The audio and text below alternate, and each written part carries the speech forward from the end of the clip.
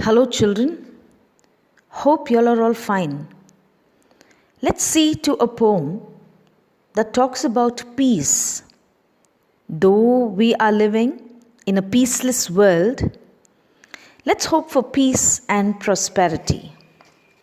Now, we're going to see to a poem called No Men Are Foreign, written by James Kirkup. This James Falconer Kirkup is from the 1918 to 2009. He was an extraordinarily prolific writer in many genres. What do you mean by prolific? Prolific means producing a lot. And what is genres? Genres is a particular type or style of literature, art, music, film that we can recognize because of its special characters.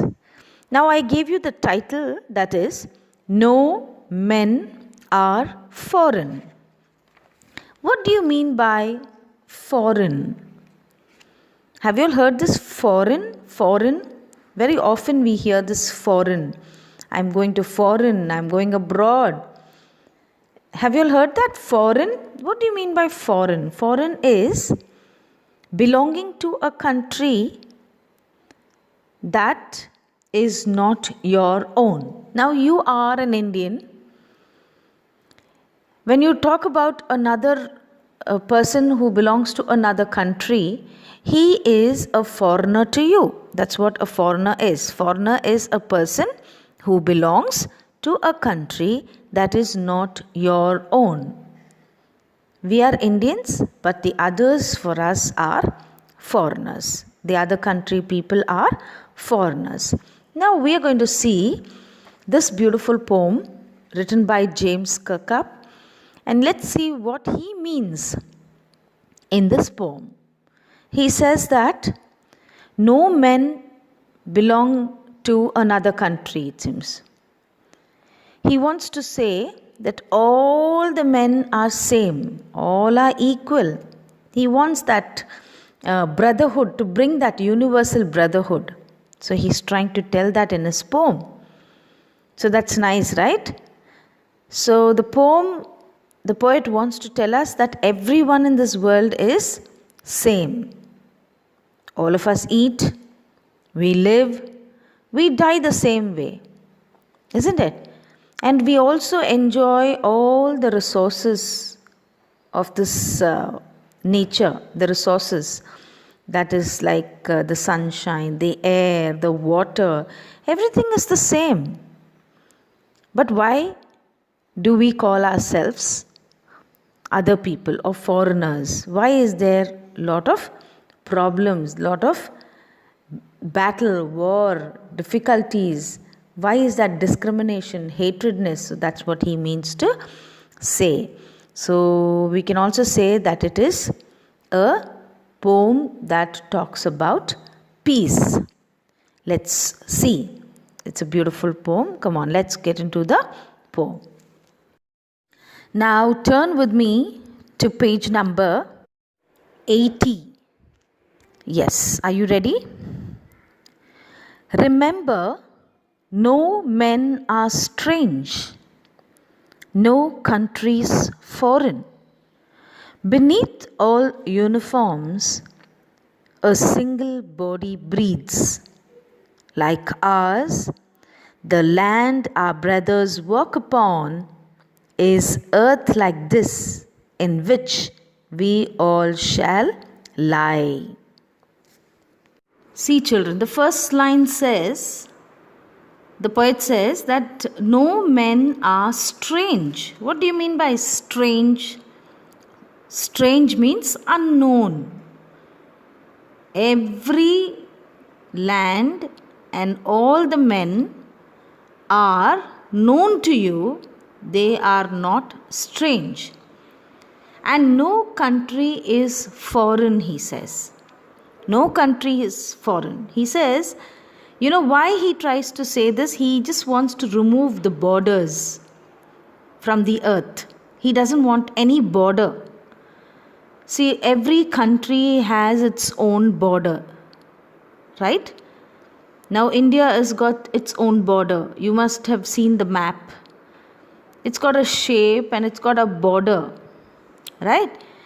So, he says that no country should have these borders. It should all be removed, he says. Only then we can feel that all the other countries, the whole land, is our own land. Yes or no? So that everyone will be free or feel free to move around. So the poet wants to say that the whole earth is one, and all the people who are living in or on the earth belong to what? Belong to the human race. We are all humans. See, he also says, the second line says, beneath. What do you mean by beneath? Beneath means under. Beneath means what? Under. All of them are wearing uniforms. He talks about the soldiers of different countries wearing the uniform. What actually differentiates them is their uniform, isn't it? That they belong to different countries. But you should remember one thing, beneath all uniforms, that is inside the uniform, who is wearing that uniform? The uniform is worn by the human beings. And though the uniforms look different, the man inside, or the soldiers, the men, those who are wearing the uniform, are all human beings and they are same. God has made all of us in a very similar manner. All of us, all the men and all the people on this earth, all of us have head, eyes, nose, hands. We breathe the same way. All of us have legs to walk, isn't it? And he also says that all the soldiers are our brothers. And all of us should walk upon the same Mother Earth, isn't it? And all of us will die and will lie. Lie means will go to the grave or will be laid down. We will be buried in the grave in the same earth. Don't you think so? Yes, right? So that's what the first stanza says. He just says that no men are strange and no country is foreign. Maybe the uniforms look different, but all that inside that uniform or beneath the uniform, everybody has the same kind of a body and all of them breathe. We are all belong to the human race. So they are all like our brothers. We walk together on this earth. And one day we are going to die and shall lie in the grave in the same earth. That's what he means. They too, aware of sun and air and water, are fed by peaceful harvests, by war's long winter starved. Their hands are ours, and in their lines we read, a labor not different from our own. Now see children, they too. Can you see the stanza begins like this? They too. This they refers to whom do you think? It refers to those people who belong to the other countries. And we call them what? We call them foreigners. and we discriminate them, or we find difference in them, and so we fight with them, we make war with them. Right? The poet says that, nature has given all the blessings to all the people, just like how you and I enjoy. Everyone gets sunlight, everyone gets air, and water is also measured or given to all of us in the same manner. This means that God does not differentiate between people, or He does not show any difference to the different countries. See, all of us do farming, right? Agriculture is the main source or the main occupation. When? During the time of peace. When there is peace, when there is no war, life is so happy and so fine, so relaxed. And what do? We eat the things that we get from nature. He also adds, he says that the way we starve during the wars, it is unnecessary, right? Why do we have to starve?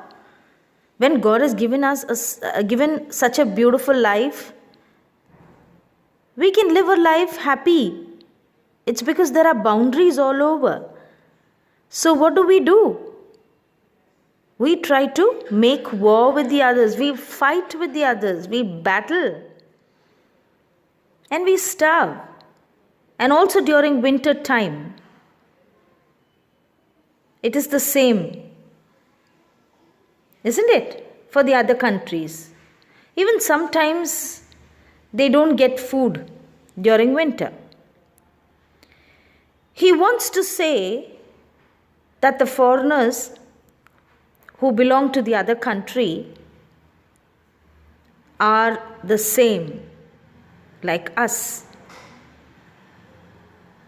The poet also says that their hands are also like our hands.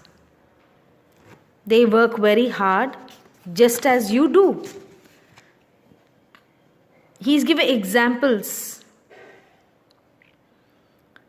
to tell the reader that there is no difference in any of us, or there is no difference in the people belonging to another country. There's no difference in us and the people belonging to another country. So he emphasizes the same thing from the beginning. He says there is no difference in us and the people belonging to another country. Got it? Let's see further what he is trying to convey. Remember, they have eyes like ours that wake or sleep, and strength that can be won by love. In every land is common life that all can recognize and understand. Now the poet is conveying something else in this paragraph. You see, he wants us to remember something. He wants us to keep something in mind about the people of another country, or about the foreigners, you can say. We always have the feeling, or we tend to think that others are always, or our neighbors, you can say, or the other country people, the foreigners, are always our enemies. That's how we see them. But we don't remember, or we forget something. You know what? That God has given, or He has made us, created us similar in appearance like them. Or they are created, you can also say this way, that they are also created like us. God has given them eyes as we have? We open our eyes when we are awake. Don't you think so? And we close them when we are asleep. Do they also do the same thing? Yes. And similarly, He has also given them strength, which we can win through love.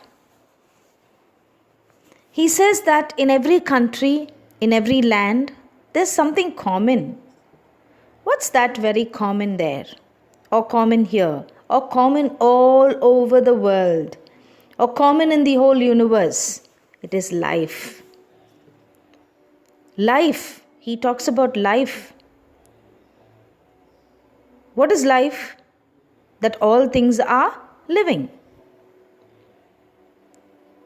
We can also remember or think, and we should understand their feelings and also realize that they are also like us. Only then,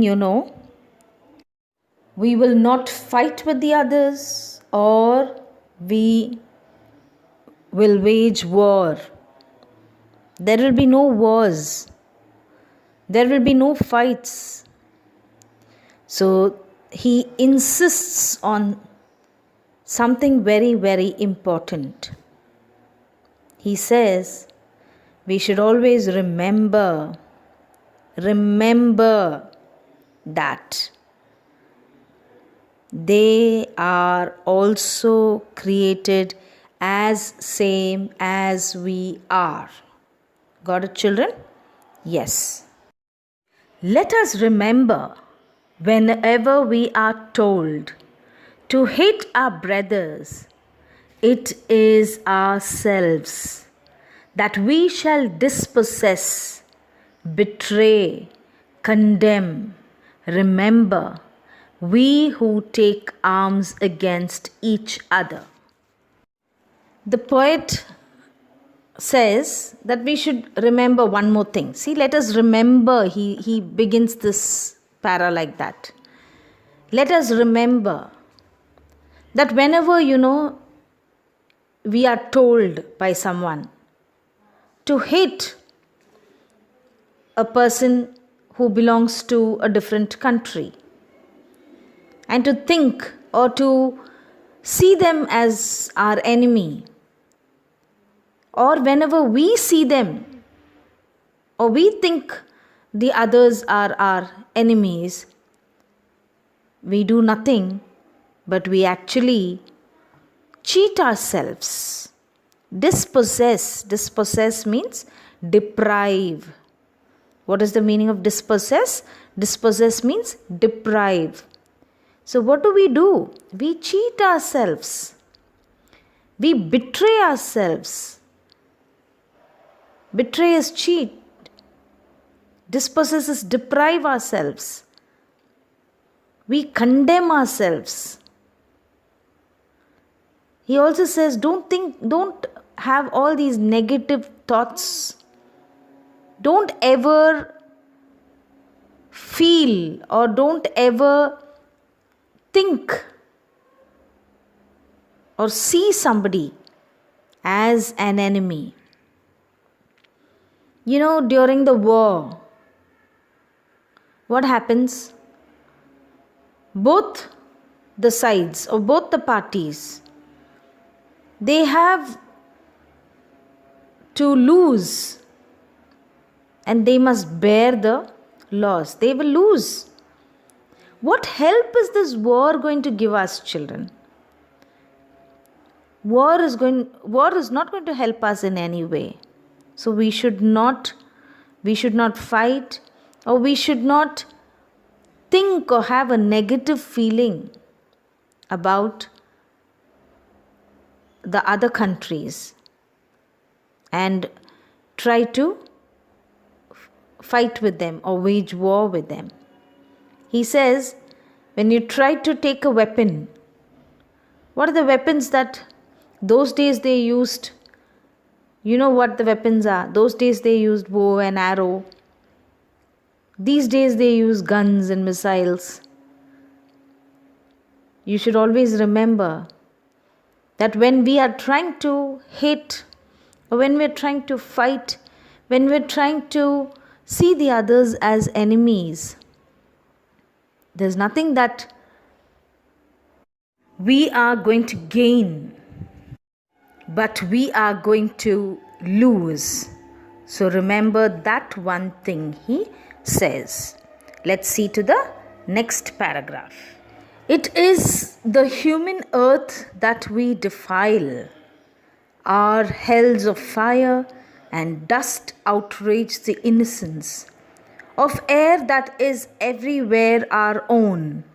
Remember, no men are foreign and no countries strange.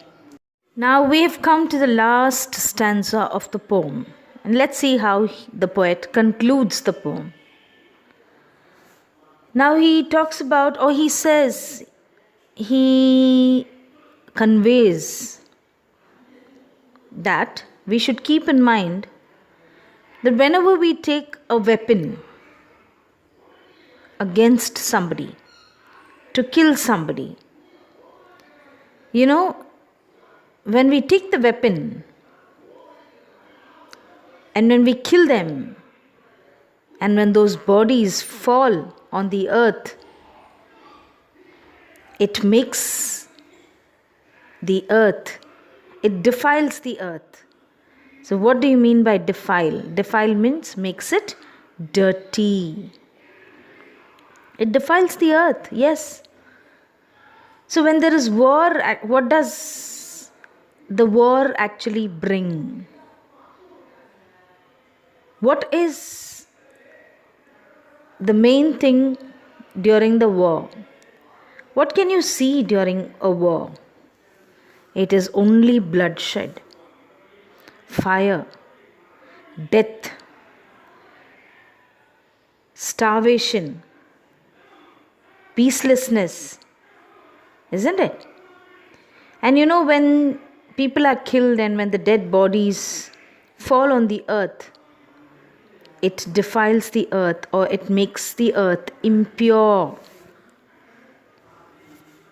It makes it dirty. And also, during the war,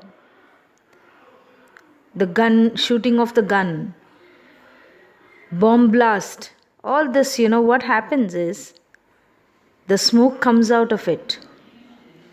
And the air around, or the air that is everywhere, that air is given by God as a gift. It's our own. And what do? What happens? The air becomes impure because of war. So, the poet wants to convey a message that we should not indulge ourselves or fight or indulge ourselves in war. And so what does he do? He actually brings the same lines that has been written in the first stanza, but a little bit of difference. What is it? He says in the first paragraph, he says that remember, no men are strange and no foreigner, no countries foreign, he says. But here when he concludes, he says, no men are foreign and no countries strange. I think you have understood the lesson. Now let's see to the poetic devices. The first poetic device, let's see to the rhyme scheme. Do you think, is there any rhyme scheme? No. So the entire poem is written in free verse. So there is no rhyme scheme in the poem. Now let's come to alliteration. What is alliteration? The repetition of a consonant sound in two or more closely placed words. Isn't it? Now come on, try to find the alliteration. See to stanza 1. Any guesses? Could you find? Yes. In stanza 1, it is body breathes. See the second line, body breathes. And which consonant sound gets repeated here? B sound is repeated. Come on, let's go to stanza 2. Stanza 2, it is, where can you find? Anywhere? Was winter. Yes, was long winter is there, isn't it? So, which sound, consonant sound is getting repeated here? It is W. Now let's go to the next poetic device. Let's see the next one. Ready? The next one is metaphor. So this is comparison. Let's see to the comparison. It's again in stanza 1. Uniform refers to the military of different countries. Uniform refers to the military or the army people, the soldiers of different countries. And next is stanza 2. War's time is compared to the winter season. See, the war time is compared to what? Compared to winter season. The next one is repetition. See, this repetition is used in more or less the whole poem. The entire poem has the repetition. You know the word remember. See how many times it gets repeated is, it gets repeated 5 times in this poem. And also, I told you, right? We saw in the first stanza that no men are strange, no countries foreign. And the same thing is being repeated in stanza 5. In a little difference, but it is getting repeated. That no men are foreign and no countries strange. So this is repetition that is seen. It's another poetic device that has been used in the poem. Now let's go to the next one. The next is enjambment. And what's enjambment? The lines of the poetry which has or which runs without using any kind of punctuation to indicate a stop. So you know what enjambment is. See now in stanza 1, you see line 2, 3 and 4. Beneath all uniforms, a single body breathes like ours. The land our brothers walk upon is earth like this, in which we all shall lie. So there's no punctuation, there's no stop there. There's no punctuation mark to indicate a stop. So it is enjambment. Come to stanza 2, line 3. Can you see line 3? Yes. And their hands are ours, and in their lines we read a labor not different from our own. The same line, see, has no punctuation, there's no stop. That same line 3 and 3 alone. Okay. Now let's come to stanza 3. In stanza 3, line 1, 2 and 3 is, remember they have eyes like ours that wake or sleep, and strength that can be won by love in every land is common life. Can you see? Yeah. Now let's come to stanza 4. In stanza 4, it is line 1 and 2. Let us remember, whenever we are told to hate our brothers, it is ourselves. Right? Now let's come to the last stanza. Stanza 5, it is line 2 and 3. Our hells of fire and dust outrage the innocence of air that is everywhere our own. So I think we have seen to the enjambment in the poem. So all the poetic devices are covered, and I hope you all have understood the poem. And have you all enjoyed the poem, children? Yes. Now what you're going to do is you're going to read the poem aloud, okay? So that you will get the practice of reading. Thank you very much. Let's recall the whole poem, okay? No men are foreign. Now, how does the poem begin? It begins like no men are foreign, and it also ends with the same line. That's what we saw, isn't it? What does the first stanza say? It says that remember, no men are strange and no countries foreign. What is the poet trying to emphasize on? What is the fact that he gives? He says that all the people, those who are living on this earth, are all what? He emphasizes on telling that we are all the same. We are all the same. We draw the borders. We have drawn the fence. We have built the borders. He doesn't want that. He doesn't want boundaries, walls, because God has created all of us in the same way. That's what he says, isn't it? And he also says in the second paragraph, when we are alive, we walk on this earth. We live on this earth. And when we die, what happens?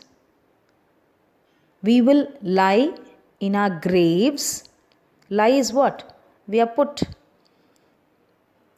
in our graves in the same earth. When we live, we walk upon it. And when we die, we are buried. That's what he means to say. We are all human beings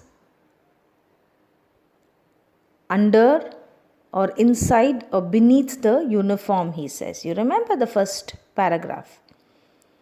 And he also gives a similarity. What is that similarity? He says that all of us enjoy good food when there is peace. But if there is war, what is going to happen to us? We are going to starve, and also in winter time. So he compares this winter time. Now the next paragraph, he says, all of us have the hands to work. Not the next paragraph, the same paragraph it is. We are all given hands to work. Don't you think so? Yes. So all of us do work, we labor. What is labor? Hard work. What is labor? Hard work. So all of us are very similar. All of us have hands which we use to do a lot of hard work. And the next paragraph he comes to, he says, see God's creation. He has given us eyes which remains open when we are awake. But as it is for us, the same it is for the others. Our eyes close when we are asleep. He also says that whenever we hate the other people, or when we hate someone, it is not hating them. Instead, he says, we deprive ourselves, we betray ourselves, we condemn ourselves. What is that betray? We cheat ourselves. That's what he means to say. Right? We dispossess. Dispossess means deprive ourselves. So all this will happen when we show that hatredness to someone. It is not hating someone.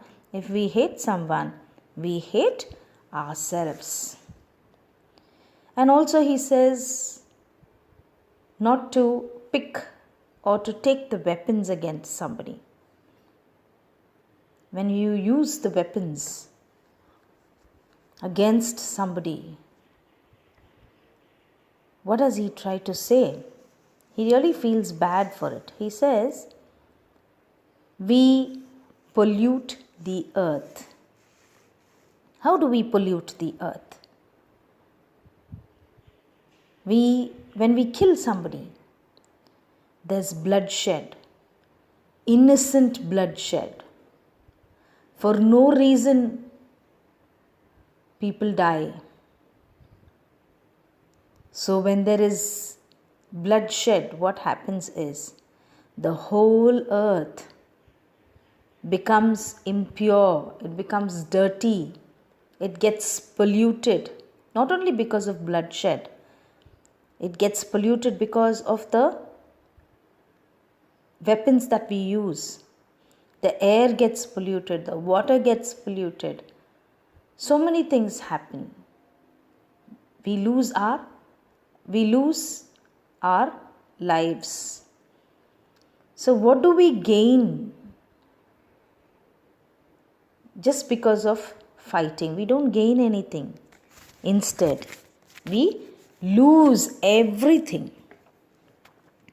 So that's what the poet finally feels for what is happening in this world. Only dead bodies will be found. Isn't it? So that's what he says. Why do we have boundaries? Why do we hate each other? Why is there discrimination? Why is difference shown to the other people? Why are we like this? But God does not want us to be so, because He has created all of us in a same manner. Don't you think so, children?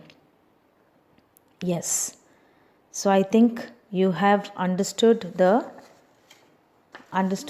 poem very well, and the rhyme scheme here, the literary devices, we do not have rhyme scheme.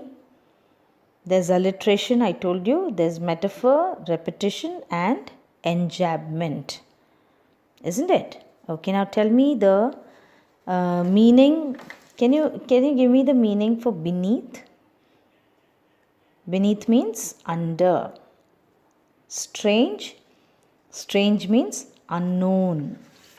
And then the meaning of dispossess. Dispossess means deprive. Defile. What do you mean by defile? Defile means make dirty or pollute. Outrage the innocence of. Outrage the innocence of means violate the purity of. The purity is totally gone. There's absolutely no peace. So he's asking us not to see anyone a foreigner. Instead, all of us should always remember that he or she is also a human being like us, and we have to love everyone. We should not hate anyone. So it's a beautiful message that the poet has given us. And you know who the poet is? The poet is James Kirkup. This poem, No Men Are Foreign, is written by James Falconer Kirkup. Thank you very much, children.